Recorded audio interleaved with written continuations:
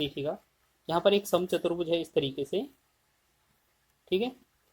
आपका इसमें हमारे क्या होते हैं, विकर्ण मौजूद होते हैं। आपको पता है इसमें बोला गया है एक में भुजा है वो 122 सेंटीमीटर, 122 यहाँ हो जाएगी, 122 यहाँ हो जाएगी, हर जगह 122 हो जाएगी, ठीक है। और बोला है एक विकर्ण की लंबाई 240 है। मान लेते हैं ये पूरा विकर्ण 240 का है, तो यहाँ पर 120 यहाँ हो जाएगा और 120 यहाँ हो जाएगा।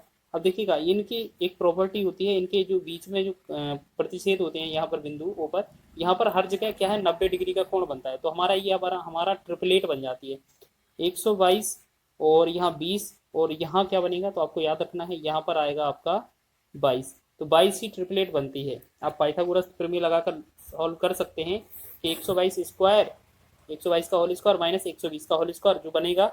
चलिए हम यहाँ पर डायरेक्ट ही निकाल कर दिखा देते हैं।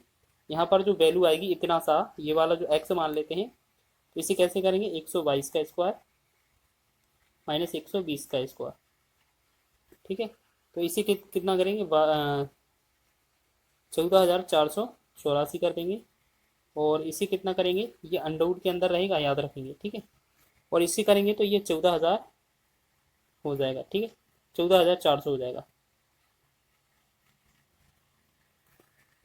अच्छा ये क्या है, थोड़ा मिस्टेक हो गया है, इनका डिफरेंस है 484 आना चाहिए, यानी कि यहाँ पर क्या है 884 होगा ये, ठीक है। और जब इनका डिफरेंस आएगा कितना 484, तो 484 जो बनेगा हमारा वर्गमूल कितना होगा 22 का। तो अब इसको हम 22 से निकाल लेंगे, ठीक है। या तो आप पहले ही समझ लीजिए कि इनका जो ट्रिपलेट होता है 22 से 20, 120 और 122, इनका जो ट्रिपलेट होता है वो 22 के बराबर होता है। जब ये वाला 22 है तो यहाँ पर भी क्या होगा 22 ही होगा, ठीक है ना। तो अब देखिएगा हमारे पास D1 का जो वैल्यू है, D1 का क्वेश्चन में दिया था 240, ठीक है, बिल्कुल सही है। D2 का दूसरा विकर्ण कितना दिया है, देखो एक 22 यहाँ पर, एक 22 यहाँ पर, तो ये दोनों मिलाकर कितना 44 हो जाएगा, ठीक है। अब हमारा जो क्षेत्रफल होता है वो आपको पता है ना, 1/2 गुणे में D1 D2 होता है, 1/2 गुणे में D1 D2, 1/2 गुणे में D1 गुणे D2, 1/2। D1 का मान कितना होगा 240, D2 का मान कितना होगा 44। बस इसको कैलकुलेट करना, 2 एकम 2, 2 से 22 हो जाएगा। अब इसे हम करेंगे कैलकुलेट, तो 0 22 के 88 हो जाएगा, 22 दूना 44, 44 में 8 जोड़ेंगे 52 हो जाएगा। तो ये बनेगा 52 80, 52 बस 80 जो होगा इसका राइट आंसर होगा ऑप्शन नंबर सी। तो आप इसी तरीके से बना सकते हैं। या आप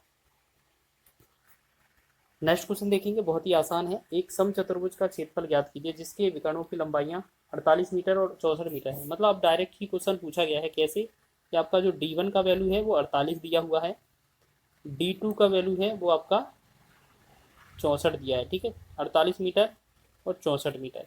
तो आपको क्षेत्रफल निकालना है, तो क्षेत्रफल कैसे निकलेगा 1/2 गुणे में D1 गुणे में D2, तो 1/2 जो ये हो जाएगा।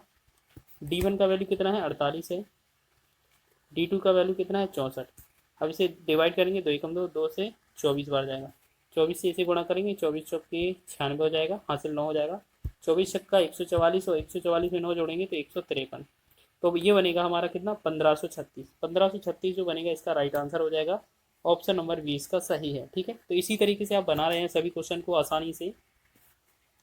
21वां क्वेश्चन है कि एक समलंब चतुर्भुज का क्षेत्रफल 1792 मीटर स्क्वायर है और उसकी समांतर भुजाओं के बीच की लंबवत दूरी 28 सेंटीमीटर है। यदि समांतर भुजाओं में से एक की लंबाई 72 सेंटीमीटर है तो दूसरे की भुजा की लंबाई क्या थी। देखिएगा यहाँ पर ये लंबवत दूरी है, इसका मतलब ये क्या है एच दिया हुआ है, ठीक है। ये आपका क्षेत्रफल है। तो आपको याद रखना है क्षेत्रफल जो होता है इसका फॉर्मूला क्या होता है, 1/2 ब्रैकेट में a प्लस बी और गुणे में एच, ये फॉर्मूला बनता है। इसका जो क्षेत्रफल का मान दिया है कितना दिया है 1792 दिया है, ठीक है। अब हमने देखा 1/2 यहाँ पर लिखेंगे, फिर आपका ए को हम क्या मान लेते हैं, इनमें से एक की लंबाई 72 है ना, तो 72 लिख लेते हैं, दूसरे की लंबाई हम बी मान लेते हैं, इसे ज्ञात करना है।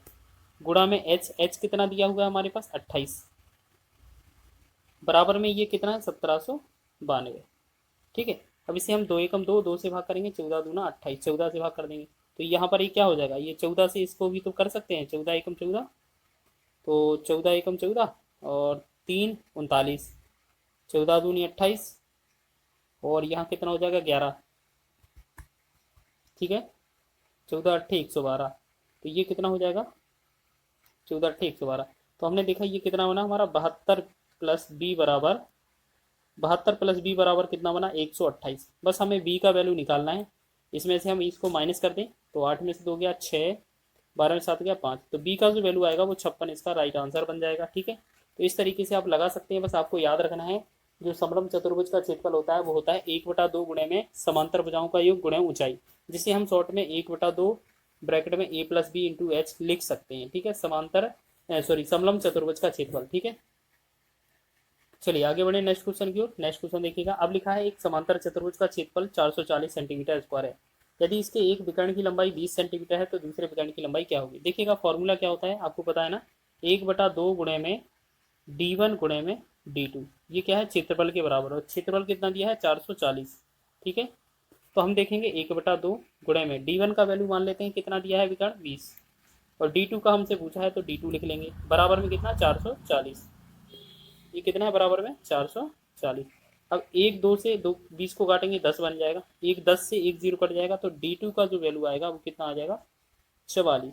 तो 44 इस क्वेश्चन का राइट आंसर है, ऑप्शन नंबर आपका सी इसका राइट आंसर हो जाएगा। ठीक है, चलिए आगे बढ़े इसी तरीके से लास्ट क्वेश्चन की ओर। लास्ट क्वेश्चन देखिएगा, यहाँ पर लिखा है एक समानांतर चतुर्भुज की ऊंचाई उसके संगत आधार से दोगुनी है और समांतर चतुर्भुज का क्षेत्रफल 288 मीटर स्क्वायर है। समांतर चतुर्भुज की ऊंचाई ज्ञात कीजिए। देखिए बहुत ही अच्छा क्वेश्चन है।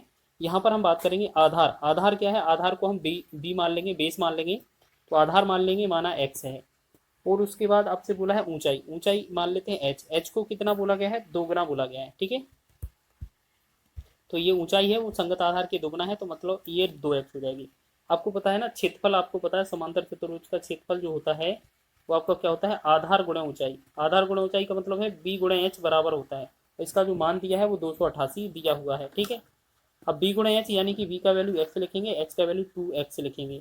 अब इसे कैलकुलेट करेंगे, ये 288 हो जाएगा। देखिए 2 से डिवाइड करेंगे 2 एकम 2, 2 से भाग करेंगे 144।